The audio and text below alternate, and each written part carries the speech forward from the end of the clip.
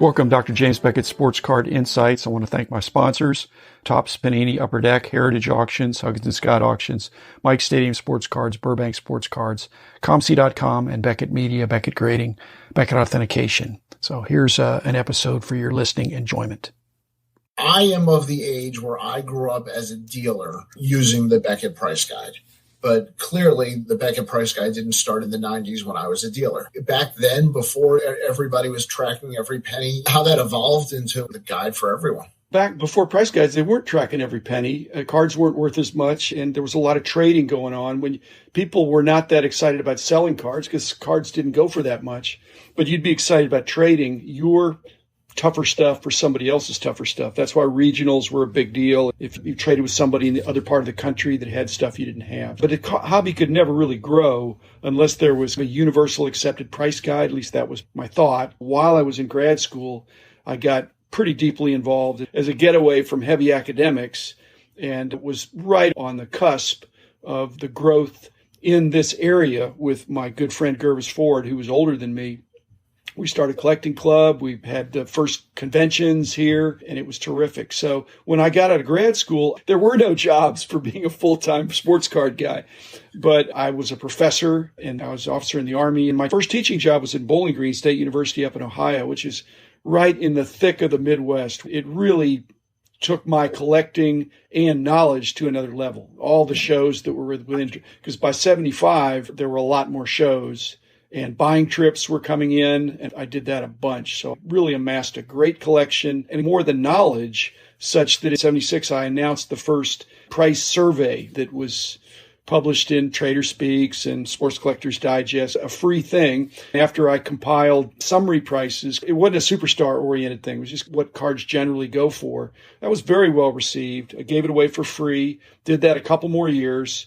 And then in 79 is when I did the first book. And that was a more comprehensive, every card, 3 conditions, pretty big labor of love, which looking back, I'd like to think it was emphasis on love, but I think it was emphasis on labor. It was a lot of work because every other book since then was easier in the sense that you already had a template and you had feedback from the dealers and the collectors. We really wanted both sides of the table that, oh, this is too low or this is too high.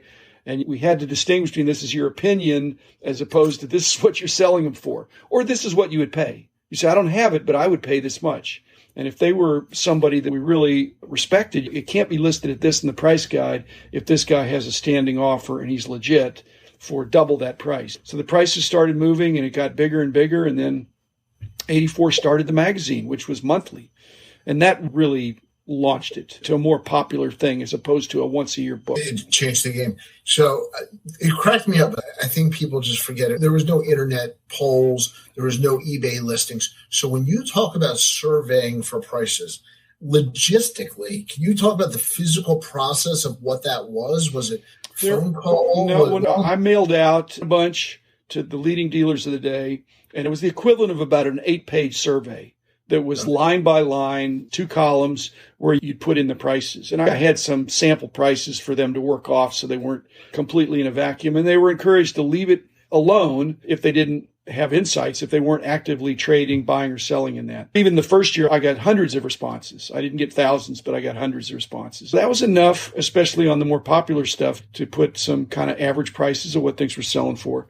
When the book was contemplated, it was an extension of that, where by then, after 3 years of doing this survey and being such an active show dealer, I didn't have a store at that point, but knew the opinion leaders in the industry. I've talked about the hospitality rooms, and the shows were a lot smaller, a lot more relational. You knew the market movers of the day.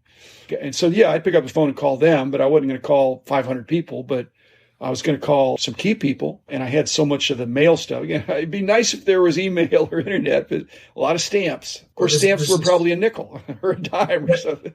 All right, I'm totally fascinated by this. Who picked the cards on the list? Did the cards change? And if they didn't change, was this like the original card stock market? No, it was basically more series-oriented because people were more complete set-oriented. So there were very few superstars in there. It was mainly a common card, 52 tops, 1 to 80, red back, black back, 52 tops, 311 to 407, high numbers. And it was expected that the stars would go for more, But in those days, the stars didn't go for way more. I sprinkled in a few stars, but the hobby was so much about completing sets. They just needed to know what series were tougher, which was not widely known at that time. There was a mystique about high numbers, and not all sets had high numbers. And all the regionals, all the T cards, the R cards, the E cards, the W cards, all the different things that were American card catalog from Jefferson Burdick. So once that was in there, and you had a baseline, the T205s were maybe slightly tougher than T206s. T207s were even better. So it fell into place with a little bit of a hierarchy of the sets. Why the book was important, because it broke down every card to a much greater degree of research. Was there a concept of quote unquote modern versus quote unquote vintage in the late 70s? Or yes, was it kind of, okay. No, there was no respect for the new cards.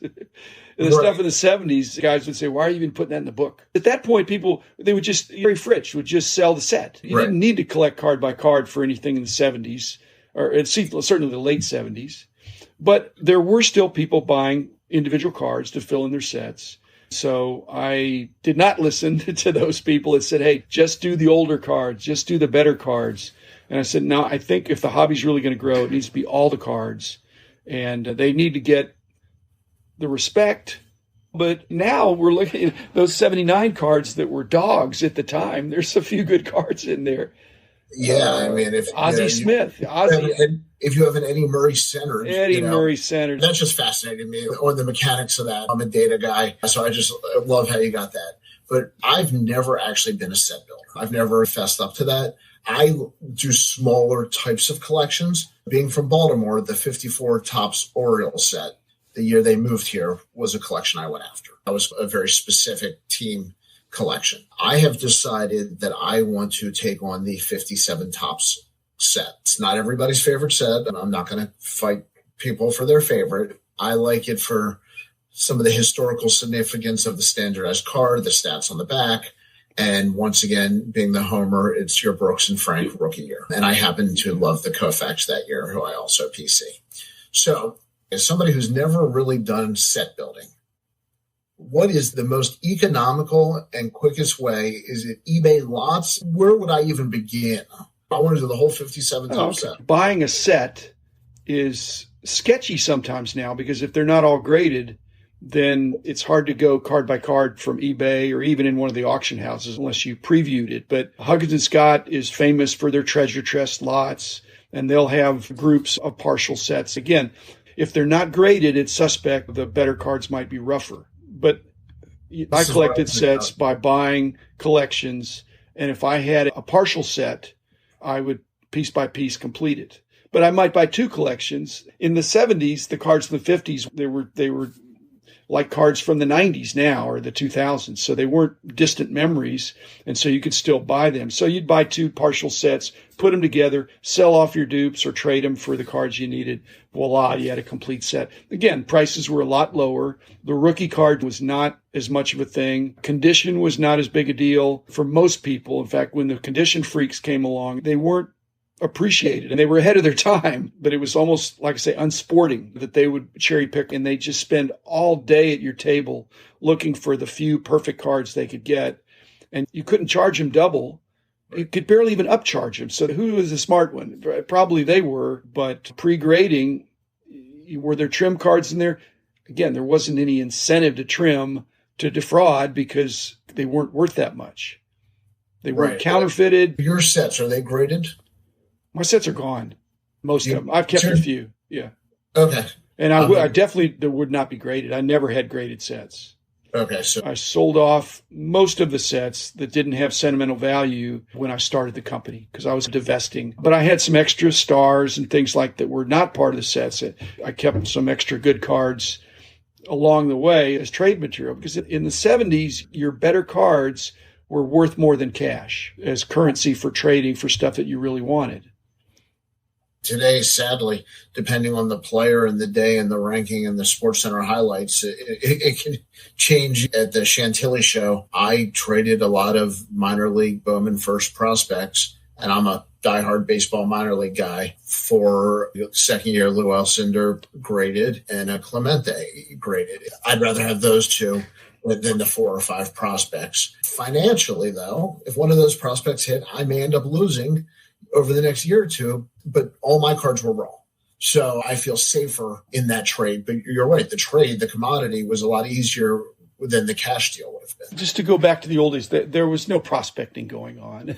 Either guy was a popular player, he wasn't. And I would say that most people were complete set collectors, but it was considered honorable. If somebody came around and all they wanted were Baltimore Orioles, that person was esteemed. That person wasn't looked down upon as, you're not a serious collector. No. In fact, sometimes they were more serious, more passionate. And some of the collections that now come out of people that were the Phillies, like Bill White, that passed away, he had everything Phillies. That is so cool to see that in auction now. And other Phillies collectors, the Phillies apparently having a resurgence. So that was esteemed. Even to be a player collector, especially if it was an obscure player collector, that you were a serious fan of baseball. There was much more linkage between being a fan of the sport and then a collector of the cards. I just don't remember people that didn't have a clue about baseball, but just like baseball cards. They were big time fans. If you had a choice of going to a game or going to a card show, I don't know. They'd probably want to do both. I couldn't agree more. I think you have to be a fan of both over any period of time. If you buy them one at a time, you're going to wind up paying about double. If you buy a whole group of them and then fill it, you might get such a good deal on the group, especially if it's like a group that has no stars in it. I don't know that's the way to go. But partial sets sometimes sell at a huge discount, especially if you're missing the Brooks Robinson, the Koufax. The better cards are easier to find. That's good advice for people. When I was doing the 54 Orioles team set, I'm really picking one at a time. I might have bought a lot of 3 or 4 guys, but I wasn't buying the whole team. Part of me likes to chase. It's not available usually. Again, you'd have to be in an auction where somebody was breaking up their Orioles collection. And I have this theory about when you're selling cards, you need to be appropriately parsing your collection. If you put the cards in meaningful lots, you're going to get people to say, hey, that fits my collecting interest. I'm going to bid on that. As opposed to 10 different 54 Topps cards, 10 different Orioles 54 Topps cards, you'd have more interest. We are seeing a lot of celebrities coming into the marketplace. And when I say celebrities, not baseball card celebrities, social world celebrities and athletes. Good for the hobby, bad for the hobby. What's your feeling on having the face of the brands be athletes that aren't necessarily card people? I hope they're not the face of the brand, but if they're beating the drum that this is a cool thing or an interesting thing that they're involved in, I see that as certainly good. But for them to be the face of the brand, I don't think Michael Jordan is the face of cologne. Thinking of the Derek Jeter. We'll see. The jury's out on that. If there's substance to it, he can't do it by himself. It's like a really good jockey on a terrible horse. But if you have a good horse and you have a great jockey, that could be very interesting. He's newsworthy, as you said, in the broader sense. And the Netflix that came out supposedly is coming out with this show. And I wrote a fictional story. I sense you play the wise advisor. Ken Golden reached out to me to make sure that I clarified that he has a real life show coming up also. But he probably would be willing to play himself in an Adam Sandler movie. He loved the article, loved the character. It was all in good fun. I used to teach sampling theory. People think I need to get a big sample or I need to ask 1 million questions. But the number of survey questions sometimes is inversely proportional to the accuracy. If you ask people 1,000 questions, the last 900 of them are going to be going through the motions. And even asking them 100. So I try to give them something that's manageable, and you're trying to fit it into a mosaic. If you know what some of these baseline cards are going for, you don't have to ask about every card if you know this is similar to this and all that. So that's one thing I did right, is I didn't ask 1 million questions, and I really didn't want to get 1 million responses either, because that would have been a lot of noise. I wanted to give power to the people in a wiki kind of a sense, but clearly I was giving more weight to the key dealers that I already was in relationship with, that I'd traded with and had known quite well.